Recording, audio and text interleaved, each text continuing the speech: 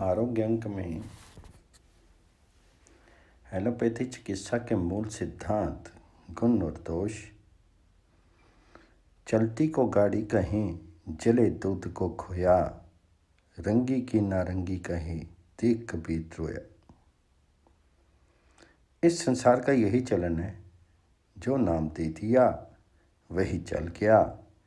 Atom का अर्थ होता है अखंड, और आज खंड खंड हो गए। परमाणु को एटम ही कहते हैं।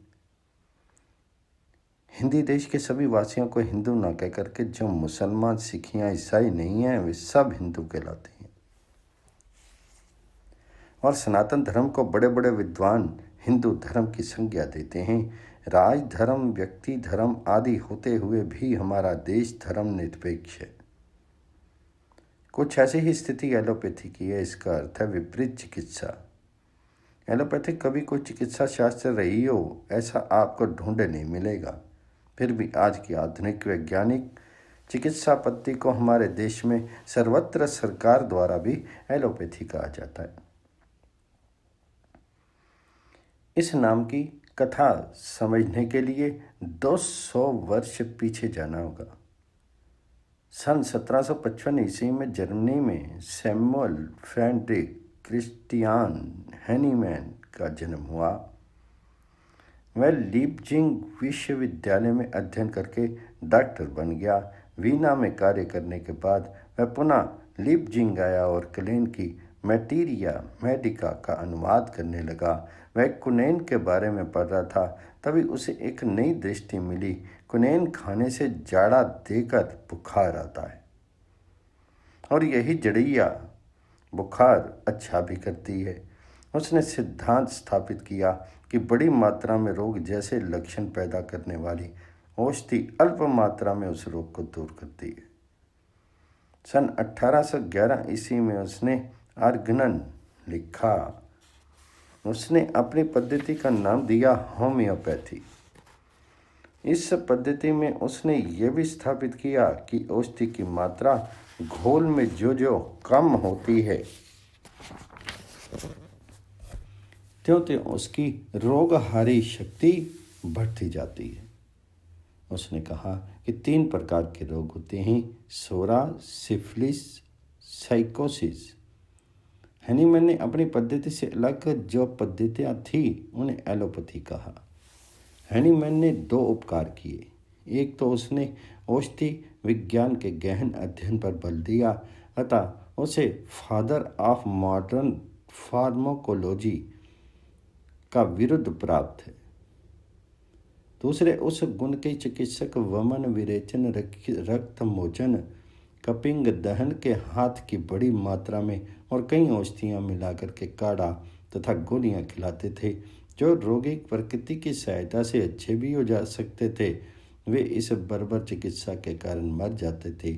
सूक्ष्म मात्रा में औषधि देकर के हैनीमैन ने इनकी रक्षा की।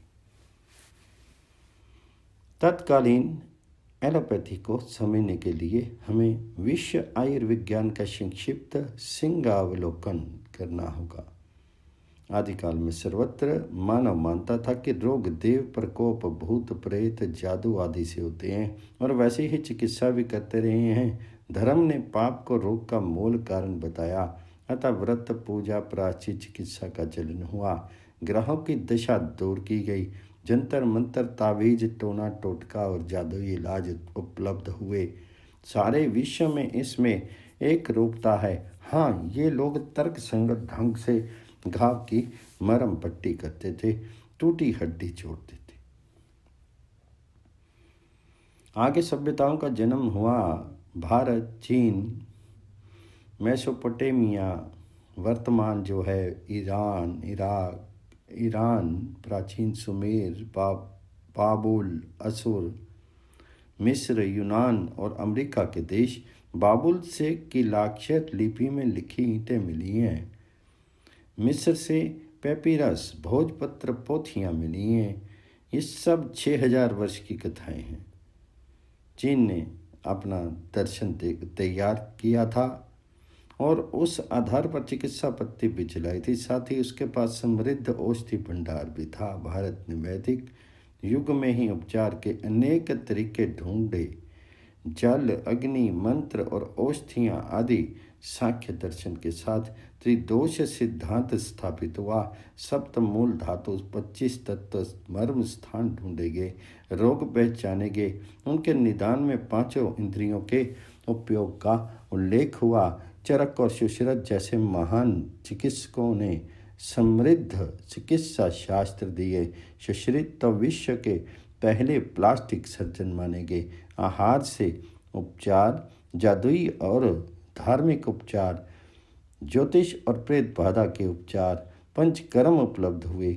आयुर्वेद के पास शानदार औषधि भंडार था,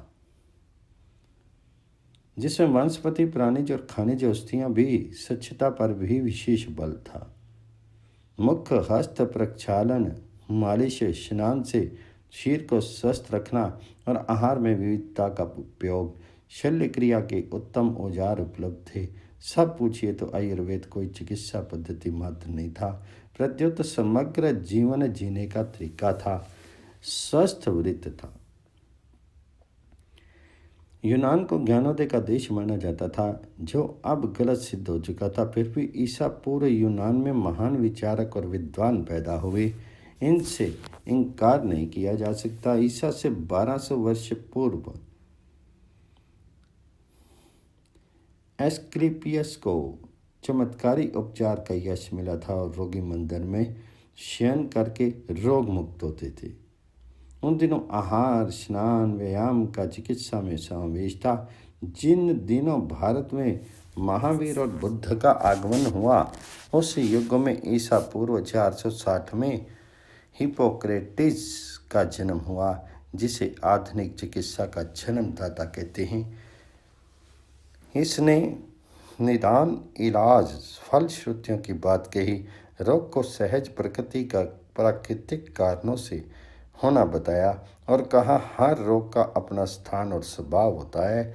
रुग्णता पर आहार विहार वृत्ति का प्रभाव होता है।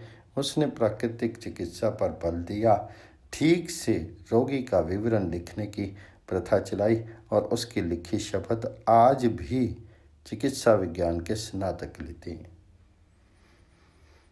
इससे रोचक बात यह है कि यूनान में चिकित्सा शास्त्र पर भारत का प्रबल प्रभाव पड़ा। साथ ही इसने बाबुल, चीन और मिस्र से भी बहुत सा ज्ञान लिया। पाइथागोरस ने अंक शास्त्र दिया तो एम्पोडिक्लीज ने त्रिदोष को 4 दोष बना दिया। कफ, पित्त, वायु के स्थान पर अग्नि, वायु, पीला पित्त और काला पित्त अवसाद बना दिया। यूनान में 3 बड़े दार्शनिक वैज्ञानिक हुए हैं।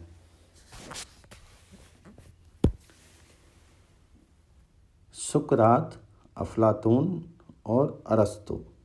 अरस्तु सिकंदर का गुरु था और सिकंदर जब भारत आया तो यहाँ से बहुत से विद्वान ले गया। आज भी इन विद्वानों के दर्शन का अध्ययन होता है। ये नहीं कि विरोधी नहीं थे। एस्क्लेपियाडस ने कहा, प्रकृति कोई उपचार नहीं करती, चिकित्सक को ही त्वरा से, सुरक्षित ढंग से और ठीक से उपचार करना चाहिए। उसने दोष सिद्धांत सांख्य को नकार दिया और कण सिद्धांत कनाद चलाया। उसके अनुसार ठोस कण स्पंदन करते हैं, इनका संकोच और विस्फार रोग करता है। उपचार माने इनका संतुलन, उसका इलाज या मालिश, पुलटिस, टॉनिक, शुद्ध वायु, उत्तम आहार और मानसिकता पर विशेष ध्यान। ईसा के युग में यूनान का प्रभाव अस्त हुआ और ज्ञान का केंद्र रोम बना। यूनानी डॉक्टर रोम में जमा हुए, पर सैनिक जगत में उनकी नहीं चली। सन 161 ईस्वी में गालेन नामक चिकित्सक पैदा हुआ। वह अपने को हिप्पोक्रेटिस का अनुयायी बताता था, पर उसके सिद्धांतों का जिसमें अनेक भ्रमपूर्ण थे। रुतबा 15वीं सदी तक छाया रहा। 30 वर्ष से चर्च ने उसके सिद्धांतों को धर्म से जोड़ दिया। गालेन के विरुद्ध बोलना माने प्राण देना। सर्विटस ने कहा, रक्त फेफड़े में जाकर के शुद्ध होता है तो उसे जिंदा जला दिया गया। शीर रचना के महान आचार्य वेजिलियस को देश छोड़ करके भागना पड़ा। सैनिक शासित रोम में व्यायामशालाएं, स्नानागार, स्वच्छता का बोलबाला था। चर्च ने अपने धार्मिक उन्माद के बीच अच्छी बात यह कि उसने यूनानी ग्रंथों का संग्रह किया, इसका अनुवाद कराया, नहीं तो वही दशा होती कि यवनों ने सिकंदरिया में महान ग्रंथ भरे पुस्तकालय को जला करके भस्म कर दिया था। फिर यूरोप पर इस्लामी देशों का कब्जा हुआ। इनकी चिकित्सा में अच्छी पैठ थी। फारस के रजी ने किताब अल-हावी लिखी जिसमें समग्र चिकित्सा ज्ञान था। फिर अबू सीना ने अल-कानूनी लिखी जो तिब्बी का पाठ्य ग्रंथ था और सारे यूरोप के चिकित्सक विद्यालयों में पढ़ाया जाता था। इसी के चिकित्सक को हकीम कहते हैं। अरब देश ने रसायन कीमियाई पर बहुत काम किया और रसायन की बहुत सी तरकीबें, आसवन, सब्लिमेशन आदि इजाद की। 12वीं सदी में स्पेन के कार्डोवा में एक यहूदी चिकित्सक हुआ जो बाद में काहिरा चला गया। उसका कोड ऑफ मेमुद्दीन बहुत प्रसिद्ध हुआ। 14वीं, 15वीं, 16वीं सदी की रेनेसां पुनर्जागरण का युग कहते हैं। 16वीं सदी में लियोनार्डो दा विंची, विजेलियस 1543 ईस्वी और अम्ब्रोसियो पारे ने पुरानी मान्यताएं तोड़ी। इसी युग में एक सिद्ध पारासेल्सस हुआ जिसने देशी भाषा में चिकित्सा शास्त्र पढ़ाना शुरू किया और विद्यालय के प्रांगण में गालेन और कानून जैसे ग्रंथ जला डाले। 17वीं सदी में विलियम हार्वे ने रक्त संचार सिद्ध करके हमेशा के लिए गालेन का साम्राज्य ध्वंस कर दिया। अब बात थी देखो खोज करो, केवल बाबा वाक्यम प्रमाणम मत मानो। अनेक विद्वान वाद लेकर के आए। रिचर्ड वाइजमैन ने कहा, चार्ल्स तृतीय राजा के स्पर्श से रोगी अच्छे हो जाते हैं। थॉमस ब्राउन ने कहा, रोग चुड़ैलें पैदा करती हैं। रेने डेकार्टिस ने मानव शरीर को मशीन जैसा माना। ल्यूवेन हाक ने माइक्रोस्कोप का आविष्कार किया। रेनेक ने स्टेथोस्कोप बनाया तो आव वर्कर ने पार्कशन ठोक बजा करके रोग निदान की तरकीबें निकाली। मैस पर प्राणी में चुंबक शक्ति देखते थे तो गाल कपाल की बनावट से रोग पहचानते थे। बहुते जो कि मठ उजाड़ की स्थिति थी, जैसा पहला कहा। पंचकर्म और विशेष रूप से खून निकालने के कारण अपार नुकसान हो रहा था। संख्या अंजन जैसे विष प्रयुक्त होते थे। जेनर ने शीतला का टीका निकाल दिया था और नाविकों में स्कवी नामक रोग नींबू खाने से ठीक हो जाता है। ये लिंड की खोज की। 19वीं सदी इधर प्रयोगशाला में प्रयोग प्रक्रिया ही चल रही थी। मोर्गेग्री ने रोगों को अंगों के विकार के रूप में देखा। आगे इन्हें तंतु विकार के रूप में देखा गया। फिर क्यों ने रोग का मूल कोश का विकार है। उधर पाश्चर ने जीवाणुओं की खोज की तो काक ने जर्म थ्योरी स्थापित की। प्रयोग का महत्व बड़ा। एक्सरे और रेडियम आए। अनेक रोगों का रहस्य हुआ। रहस्य खुला। हमने इतिहास की हलचल से आपको अवगत कराया। भारत में भी मुस्लिम शासन में हकीमी की ओर प्रोत्साहन मिला। यूनान से विद्वान फारस आए। यह तिब्बी का विस्तार हुआ। त्रिदोष अब 4 दोष बन गए। कफ, पित्त, वायु तथा खून और इसके सूखे, गीले, ठंडे, गर्म होने की चर्चा हुई जो आज भी लोक में व्याप्त है। औषधियों का लेन देन हुआ। इस्लाम के बाद अंग्रेज आए और यूरोप की चिकित्सा ले आए। वे इस विद्या को देना नहीं चाहते थे पर केवल सहायक बनाना चाहते थे, परंतु चतुर भारतीयों ने विद्या हत्या ली और विश्व के श्रेष्ठ चिकित्सकों के स्थान पर बैठ गए। अब यहाँ दो बातें समझ लें। हनीमैन से पूर्व संसार में पद्धतियाँ तो बहुत थी पर सभी उपचार कहलाती थी, नुस्खों का बोलबाला था। पुराने चिकित्सकों की डायरियाँ देखें तो लिखा मिलेगा, ये नुस्खा मुझे किसी चिकित्सक से मिला, बहुत कारगर है। हनीमैन ने पैथी का श्री गणेश किया और आज सैकड़ों पैथियाँ बन गई। दूसरी बात यह है कि चिकित्सा विज्ञान या शास्त्र केवल उपचार नहीं है, उससे बहुत से विषयों का अध्ययन करना होता है। ज़्यादातर पैथियाँ एक दृष्टि विशेष के आधार पर उपचार करती हैं, जबकि केवल कुछ ही पद्धतियाँ शास्त्र कहला सकती हैं। आयुर्वेद एक शास्त्र है, उसे अष्टांग आयुर्वेद कहा गया। यूनानी और तिब्बती भी शास्त्र है और उसी प्रकार आधुनिक चिकित्सा भी शास्त्र है। इसमें शीर रचना, शीर क्रिया, जीव रसायन, औषधि शास्त्र, विकृति विज्ञान, स्वास्थ्यिकी, अंगागत तंत्र, काय चिकित्सा, शल्य, नेत्र चिकित्सा, स्त्री रोग तथा मातृत्व, बच्चों की बीमारियों, वृद्धों की बीमारियां और मनोचिकित्सा शामिल है। सच पूछे तो उपचार विद्या इस विशाल शास्त्र का छोटा सा अंश है और इस विषयों का ज्ञान इतना बढ़ गया है कि एक व्यक्ति समग्र चिकित्सक नहीं हो सकता। अस्तु विशेषज्ञता की प्रथा चली जो अब अपनी चरम अवस्था को पहुंच गई है। दूसरे महायुद्ध के बाद अनुसंधान की गति इतनी तीव्र हो गई है कि सभी प्रगतियों का लेखा जोखा पेश करना भी कठिन है। भारतीय चिंतन संश्लेषात्मक है जबकि आधुनिक विज्ञान विश्लेषणात्मक है, अर्थात सूक्ष्म से सूक्ष्म स्तर की यात्रा चल रही है। फिरकी ने रोग का केंद्र कोश में देखा तो दूसरों ने कुछ रोगों को दो कोशों के बीच में स्थित स्थान पर रख दिया।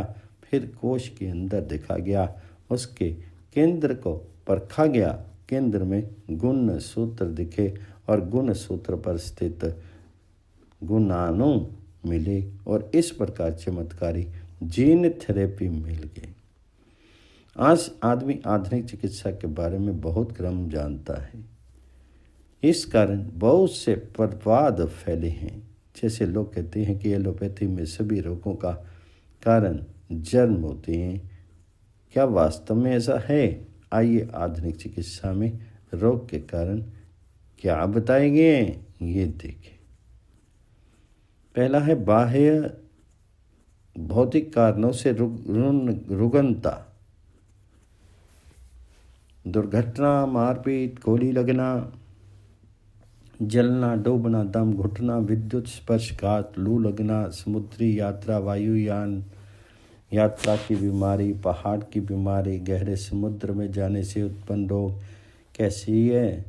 कैसियन डिसीज, फ्रॉस्ट बाइट, बर्फ से जलना, प्रदूषण जन्य रोग। दूसरा है विष, पारा, सीसा, संखिया, शराब, कोयले की गैस, जहरीली गैस, नींद की दवा, भांग, गांजा, चरस, अफीम, कोकेन, विषाक्त आहार, सर्पदंश, बिच्छू तथा अन्य विषैले जीवों का काटना, नशीली दवाएं जो आज अभिशाप बन गई हैं। तीसरा है परजीवी कृमि रोग, कैंचुआ, फीता कृमि, अंकुश कृमि, चूना, फाइलेरिया आदि। आज इन जीवों के जीवन वृत्त समझे जा चुके हैं और इनसे बचने के सरल उपाय भी उपलब्ध हैं, जैसे साग सब्जी धो करके खाना, जूते पहन करके चलना, शौचालय का उपयोग आदि। चौथा है चयापचय के रोग, मेटाबॉलिक, भोजन का पचना, रस बनना, उससे नया तंतु बनना, उच्छिष्ट के विसर्जन आदि में गड़बड़ी होना, इसमें अम्लता, क्षारता, गठिया, मोटापा आदि रोग हैं। पांचवा है प्रणाली विहीन ग्रंथियों के विकार। शरीरों में अनेक प्रणाली विहीन ग्रंथियां हैं जिनके स्त्राव से शरीर का काम चलता है। इन ग्रंथियों में पिट्यूटरी, जिसके विकास से आदमी फैल करके जॉइंट हो जाता है और फिर बाल रूप बना लेता है। डायबिटीज इंसिपिड्स, जलीय मूत्र भारी मात्रा में होना जैसे रोग इसी विकार के कारण उत्पन्न होते हैं। ये ग्रंथि सभी ग्रंथियों का नियंत्रण करती है।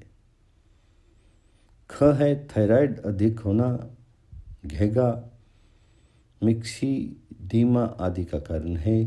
का है पैराथायराइड, कैल्शियम के चयापचय में गड़बड़ी, टिनेनी, हड्डियों का करण टूटना आदि। घ है सुप्रानिनल एडिशन रोग, सफ़ेद दाग आदि। थाइमस, गले का रोग। च स्त्री पुरुष की प्रजनन ग्रंथियाँ, अनेक उपद्रव। छ पैक्रियाज अर्थात मधुमेह। ज पीनियल बाड़ी। 6 हीनताजनक रोग। क विटामिनों की कमी। स्कर्वी, बेरी, रिकेटस, सरतौंधी, पेलाग्रा। ख खनिज की कमी, लोहा, कैल्शियम, जिंक आदि सूक्ष्म मात्रा में आवश्यक तत्वों की कमी। ग आहार तत्वों का असंतुलन, प्रोटीन की कमी, वसा की कमी, कुज्जा की कमी, जल की कमी, शर्करा की कमी। 7वां अस्थि और मांसपेशियों के रोग तथा अस्थि संधि रोग। इसके अंतर्गत वह खतरनाक रोग भी हैं जिनमें थोड़ा सा काम करने पर मांसपेशियां थक जाती हैं। कारण अज्ञात है। वृद्धावस्था में जोड़ सूख जाते हैं। रीढ़ की हड्डी के रोग जिनमें आजकल स्पाइंडलाइटिस प्रसिद्ध है। इस शीर्षक के अंतर्गत और बहुत से रोग हैं। 8वां है विघटन के रोग, डीजनरेशन, क्लाउडी, फैटी, अमीलाइड आदि अनेक रोग हैं जिनमें तंतु विघटित हो जाते हैं।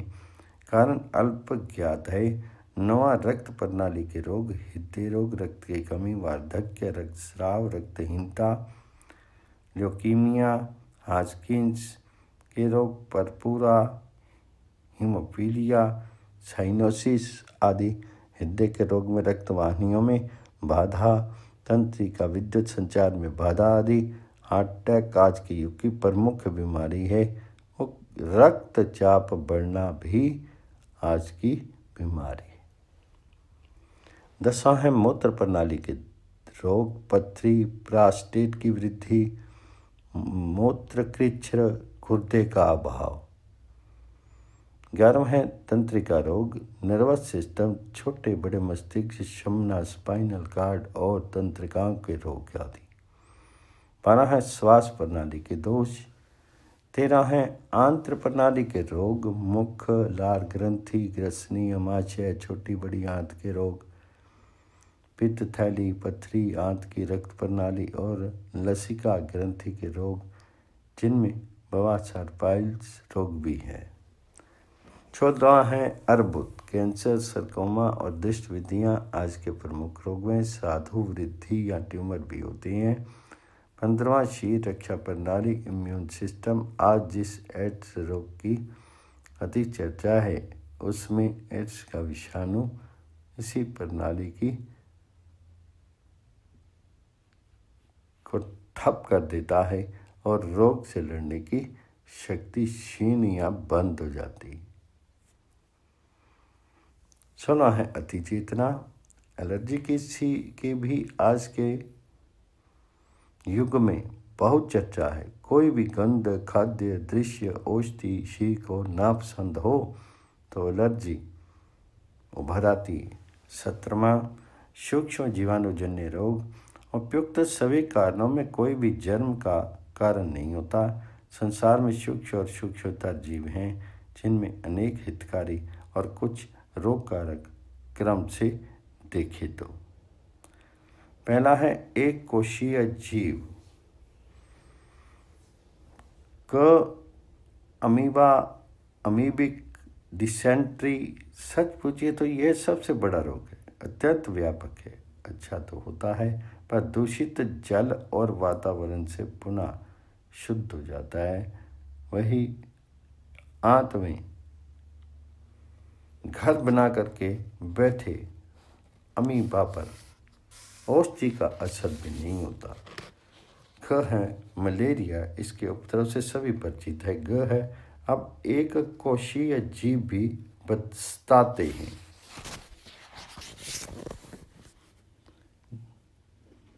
दूसरा है फफूंदी, शीर से भी भूखड़ी लग सकती है। कंठ, कान तथा पैर से इसका उपद्रव बहुत होता है। दांत घात से कौन परिचित नहीं है। तीसरा है जीवाणु, बैक्टीरिया। नाना प्रकार के सूक्ष्म जीवों ने मानव जीवन में बहुत उपद्रव किए हैं। इनके कारण महाबीमारियाँ फैली हैं। प्लेग, हैजा, डिप्थीरिया, मियादी बुखार, पेचिश तो सभी परिचित हैं। ये शीर के जिस भी अंग पर आक्रमण करते हैं, शीर लड़ नहीं पाता तो बीमार हो जाता है।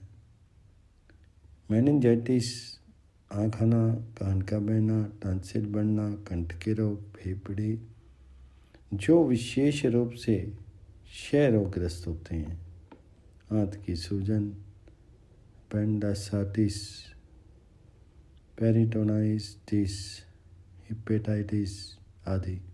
हड्डी जोड़ भी इनसे आक्रांत होते हैं और मांसपेशियाँ भी। त्वचा और तंत्र का रोग भी ये पैदा करते हैं। जहाँ भी इनका आक्रमण होगा वहाँ सूजन, लाली तथा दर्द होगा। फोड़े और फुंसी की जड़ में ये ही हैं। सिफिलिस, कनोरियामी इन्हीं की देन है। चौथा है रिकट्सिया, ये तथा अन्य सूक्ष्म जीव टाइफस जैसे रोग पैदा करते हैं। पाँचवें हैं विषाणु। पुराने ज़माने में चेचक, चिलांतक, मम्स, कमल जैसे रोग होते थे,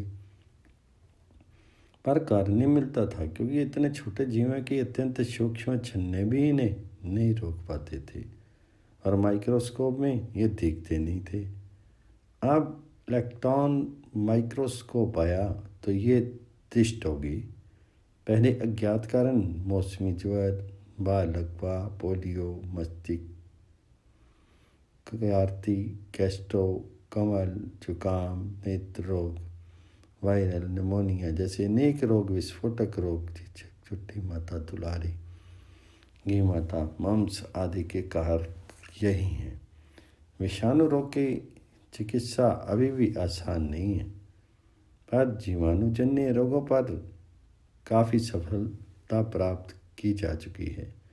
आधुनिक जीव अवसाधक और जीवाणु मारक औषधि तथा प्रतिबंध चिकित्सा के बल पर महामारियां समाप्त की गई हैं। मानवता के घोर शत्रु क्षय और कुछ से भी अच्छी लड़ाई चल रही है। 18 है गर्भावस्था के रोग। गर्भ में स्थित भ्रूण को रोग हो सकते हैं। इन्हें कॉन्जेनिटल रोग कहते हैं। माता से शिशु को रोग लग जा सकते हैं। रक्त के वर्ग में अंतर हो तो शिशु के प्राणों पर आ बीतती है। बनावट में गड़बड़ी हो सकती है। कटे फटे होठ, अंग विशेष नहीं होना, बड़ा सिर, जुड़वा जुड़े हुए विरूप शिशु। 19 है पैतृक रोग। पिता माता के गुणाणु में दोष हो तो बच्चे में रोग हो सकता है। रंगांता, धता, हीमोफीलिया ऐसे ही रोग हैं। हमने यथाशक्ति रोग कारण गिनाए, अभी और भी बहुत से कारण हैं। आज एक बड़ा कारण जो पूरे विज्ञान को बदनाम कर रहा है वह है 20 है एनोजेनिक रोग। ये औषधिजन्य रोग है। इसका कारण आदमी और उसका विज्ञान है। 21वां है रेडिएशन रोग। ये नया कारण हिरोशिमा पर एटम बम फूटने पर प्रसिद्ध हुआ। चेरनोबिल दुर्घटना में भी विकिरण से लोग मर गए। ये आधुनिक विज्ञानप्रद एक अभिशाप है। अंतिम कारण और रोग इस प्रकार हैं। 22वां है मानसिक रोग। ये भी निम्न अवस्थाओं में मिलता है। पहला साधारण, इसमें रोगी चिंताग्रस्त रहता है। दूसरा हिस्टीरिया, आतंक होता है, आतंक लगता है, तनावग्रस्त रहता है। ग है उन्माद, इसमें रोगी असाधारण आचरण करता है, लोग उसे पागल कहते हैं। इसके अनेक प्रकार हैं और आज अनेक मानसिक रोग अच्छे किए जा रहे हैं। अंतिम है 23वां जीर्णता। वृद्धावस्था के रोगों की अब अलग श्रेणी बन गई है। वृद्धों की संख्या बढ़ी है, अतः समस्या विकट हुई है। अब हम आधुनिक विज्ञान के निदान उपचार की बात अत्यंत संक्षेप में कहेंगे। रोग निदान की अनेक विधियां विकसित हो गई हैं, जैसे ईसीजी, ईईजी, अल्ट्रासाउंड, स्कैन तथा पैथोलॉजी। प्रयोगशालाओं में सैकड़ों परीक्षण जीवाणु और विषाणु पहचाने ही नहीं जा पाते। उनका संवर्धन करके उन पर किसी औषधि का क्या प्रभाव होगा यह भी जाना जा सकता है। ऑपरेशन से निकले तंतु का परीक्षण रोग की सही पहचान कराता है। इलाज की दृष्टि से विगत 50 वर्षों में अपार प्रगति हुई है। पहले डॉक्टर डिस्पेंसरी से में मिक्सचर, पाउडर, गोली बनाते थे, मरहम पट्टी करते थे। अब डिस्पेंसरी बंद हो गई है, बाजार में सब दवाएं उपलब्ध हैं। एक भ्रम कि डॉक्टर हर रोग में इंजेक्शन लगाते हैं, ये भी गलत है और अकारण इंजेक्शन लगाना अपराध है।